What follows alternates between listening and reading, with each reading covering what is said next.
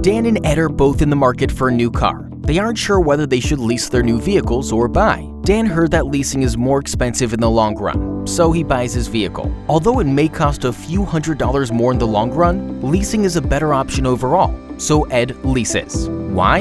Even though Ed pays around $500 more per year for his car, he has $229.63 extra every month that Dan doesn't have.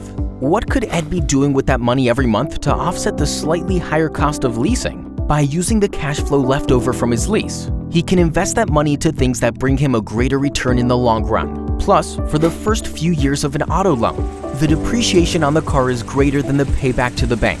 If his car is totaled, there will be a gap between what his insurance will pay and what he owes the bank. Ed's lease protects him through its gap protection at no charge. And what if that accident didn't total the car, just damaged it? Your insurance company will not protect you from value reduction if you were involved in an accident, whereas leasing will. Plus, if there's ever a lawsuit arising from the use of the vehicle, Dan may end up owing more than his insurance will cover.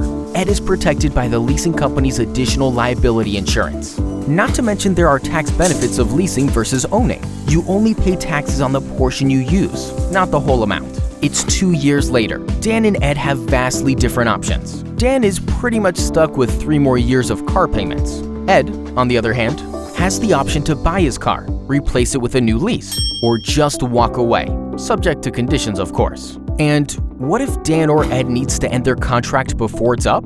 Dan is in a much more difficult position because he has to find a buyer for his car that will pay at least what he still owes on the car. Ed can just terminate the contract and pay the difference with no tax liability.